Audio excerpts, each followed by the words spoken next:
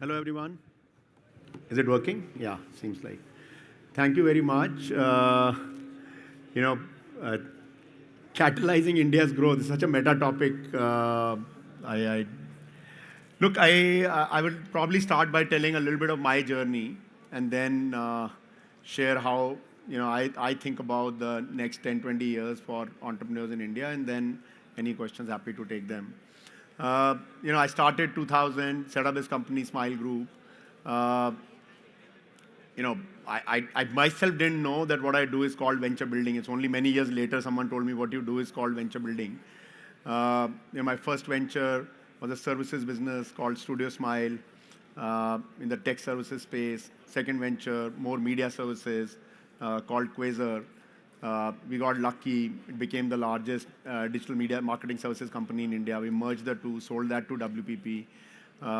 Then I did another venture where I partnered with Yahoo, set up a 51-49 JV with them, brought them here, sold them back the equity many years later. Then I started another mobile tech company, mobile media company called SVG. We built and bought some ad tech platforms in that, Comely, Network Play, Taidu, etc., etc. And then we eventually sold that to another marketing services group called Dentsu Ages. There's another small company I did in the middle. It was again in the media space. Sold that to Bertelsmann.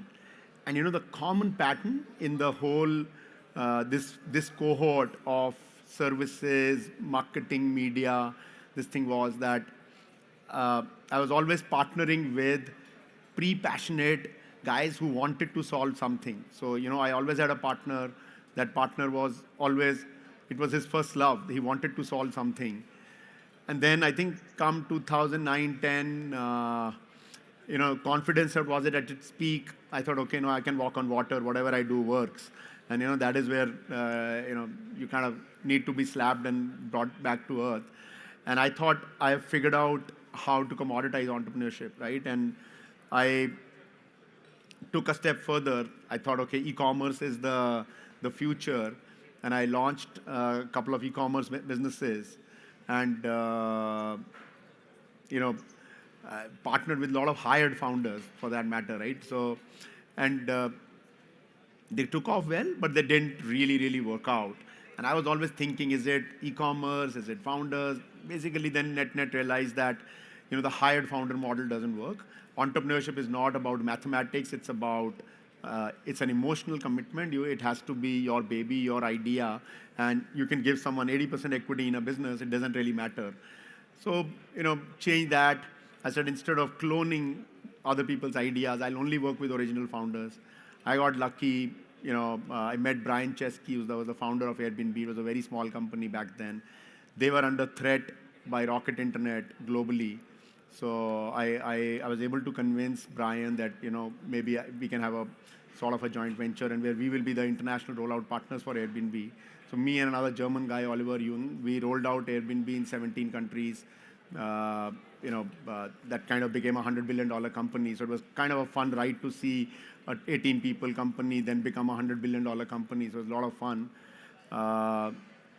And then, we kind of came back to, start building businesses here. In between, I did some JVs. I took WPP into Sub-Saharan Africa, etc. So, and then said, okay, this is the time to be building again in India. And I partnered with Tarun Sobhani, who wanted to build the business in the location software SaaS space. That company became the largest retail SaaS company, location SaaS company in India.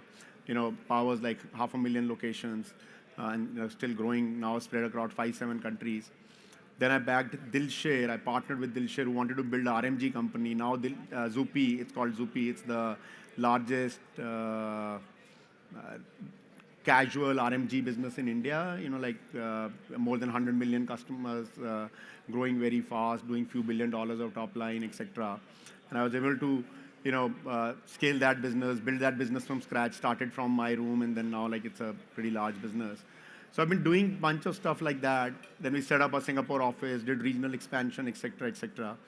And now when I look back, the the lessons that I see through this whole journey of few successes, few failures, is that the top lessons learned was entrepreneurship is a, like my favorite quote is passion over pedigree. So when I look back and I look at the learnings, I realized, I said, what was the pattern? When did I succeed and when did I fail? And what I realized, every time I partnered with someone who was extremely passionate about what he was solving for, even if it didn't start right, it eventually ended right. They figured it out.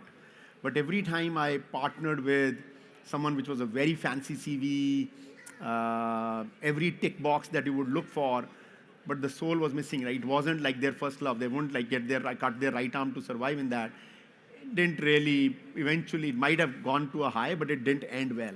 So I think that's why I kind of coined this thing about passion over pedigree. And then, I always used to be confused, right? That my first few companies that I did, they were sold between $40 million to $100 million valuations.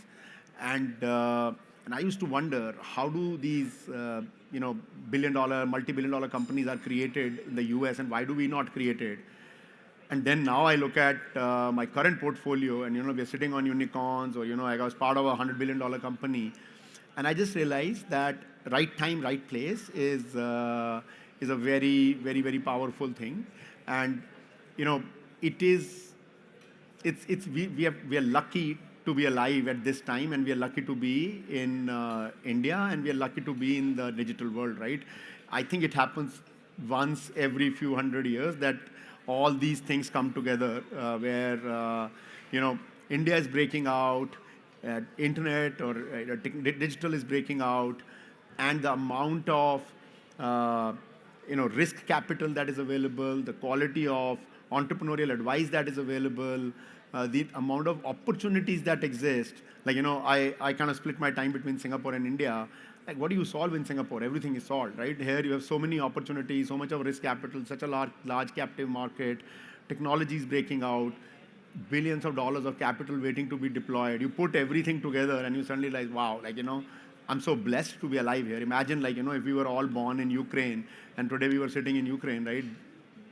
Same capability, same passion, right time, right place is not ticking the box, right? So there is the element of karma, but there's always the element of destiny as well. So I think, and then the big tsunami of AI, right? Like, how many times in the last 20 years, 3 such big revolutions would have happened in the last 500 years? We first had the internet revolution, which changed the world. Then we had the mobile revolution, which changed the world. And now we are having the AI revolution, which is changing the world, right? And every time there's a revolution like that, it is opportunity for disproportionate impact, disproportionate value creation, disproportionate growth in nation building. And I think as much as we can give a lot of credit to our own hard work and brilliance, I think a lot of other things are coming together for us to play the game. Yes, our duty now, all of us, is that what is that one thing that we want to pick and scale and build on and kind of make our mark, or we just kind of hang in there and let this beautiful window of opportunity that has come our way, let go. Will it be there after 25 years? Probably not. Will it be there for the next 5-10 years? For sure. But I think the time is now. And I think that's broadly what our views are.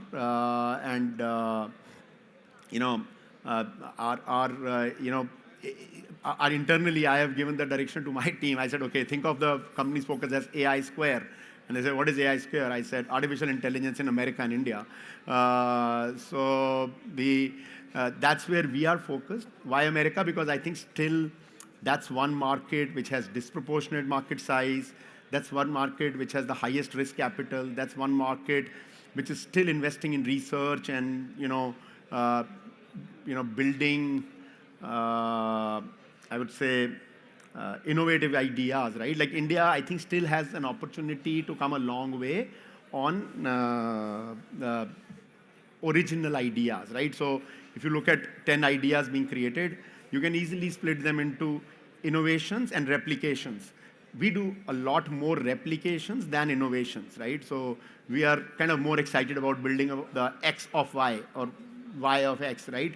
Versus picking up a problem firsthand and then solving for that. So I think that's a big opportunity, especially because if you look at the way the market is going, the opportunities that are left are either in very, very deep tech or which are very Bharat first.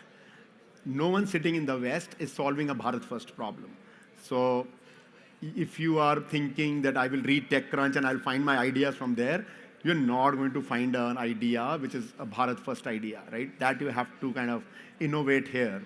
And then if you want to build the next LLM and all, I think we still have some work to be done on the quantum of risk capital that we can move, how long-term and how fearless our founders have to be. So, I think the risk is in playing in the middle. Either you got to go on the innovative side and do pure deep tech type of businesses, or go very, India first and solve the problem of the Bharat. And then the good news is there has never been a better reward for trying. Previously there was harder to raise money, there was taboo of failure, it was super hard to recruit for startups.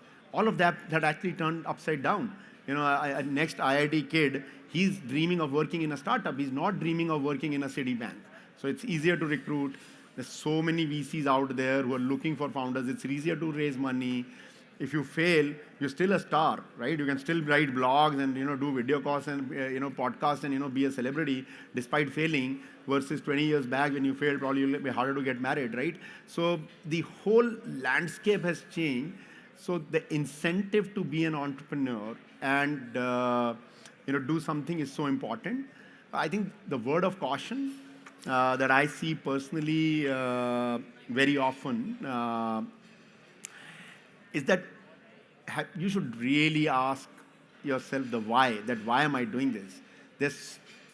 I don't want to get into a controversy, but I feel 9 out of 10 people who are getting into entrepreneurship today that I see are most likely doing it for the wrong reasons. They look at, oh, this guy made $1 billion, this guy made 500 million, and that's the reason I want to do that. That's just the wrong reason. Capital is derivative. If you are successful, capital will come, not the other way around, right? And you have to do it for the right reason. I think that's the most important thing. And goes back to that passion over pedigree thing, that what are you solving for? What is the problem? And don't do it for economic reasons. Do it because you feel very strongly for a problem and you feel that you have an idea of how to solve that problem. Because there's not a single startup I have seen in my career which did not go through at least 2 near-death experiences. Probably a lot more, but minimum 2 near-death experiences. It's like a sine wave, good times, bad times, good times, bad times. And, when the downward curve of the sine wave comes, when the bad times come, that is where the donkeys and the horses separate. So if it is a startup you started because you wanted to be a billionaire, the day the downward curve will come, you'll give up and you'll update your CV or do whatever and go and join. If you were doing it for the right reason, that you felt very strongly for a problem which you want to solve and you have an idea, when you will hit the downmost point of that sine wave of the business building journey, superpowers will come into you and you will be more motivated, more committed, and do that. And I think building a successful startup is about your ability of how you conduct yourself when the chips are low. Everybody looks smart when the chips are high, right? When you're on the upward curve of sine wave, everybody's a rock star. What you do when you are at the low is what matters. And that is determined by, is it a marriage of love or is it a marriage of convenience? Are you doing it because, you thought this is my get-rich scheme? Or are you doing it because you said, okay, this is the thing that drives my pride, that, I want to build legacy for myself, giving myself the joy of solving this problem. I think that it sounds a very simple thing, but it totally changes the trajectory of a founder's journey. And I think the other advice is that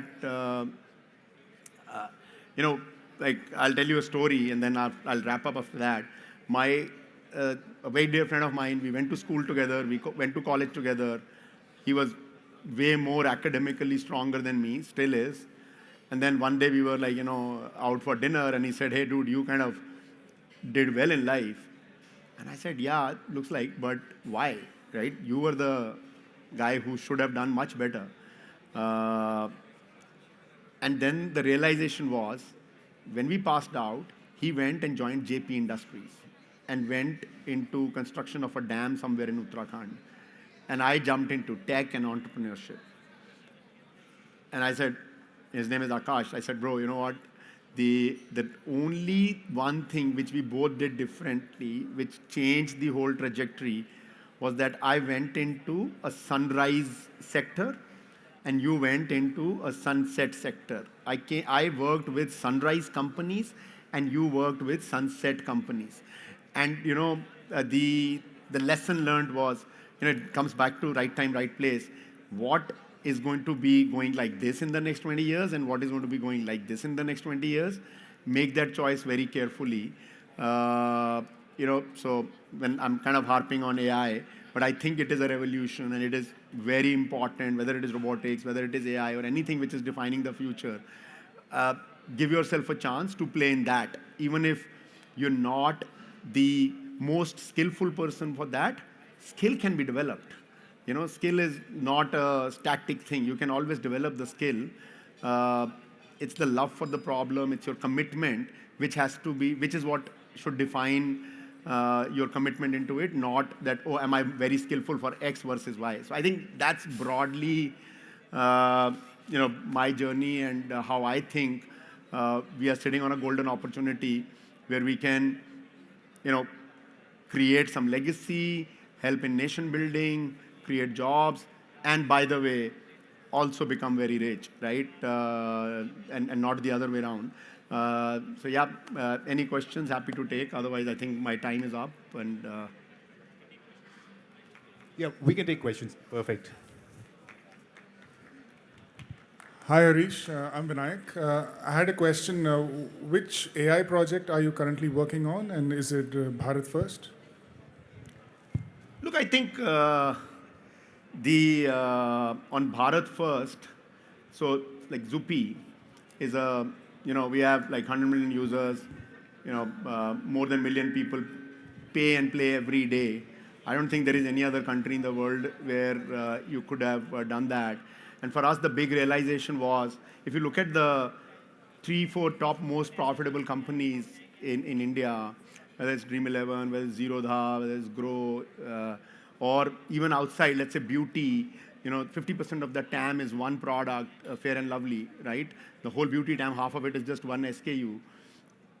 There was a pattern there that, in a low ARPU, long tail market, hope works, right? Now, that's not the problem statement in US.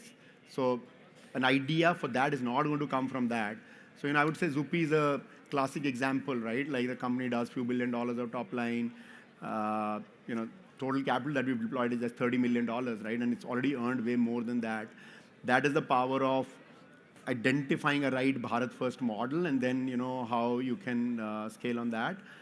On AI, look, I have a very horizontal view on AI. I think the mistake we can make on AI is exactly the same mistake that 10 years back companies made on internet or mobile, that technology was a department.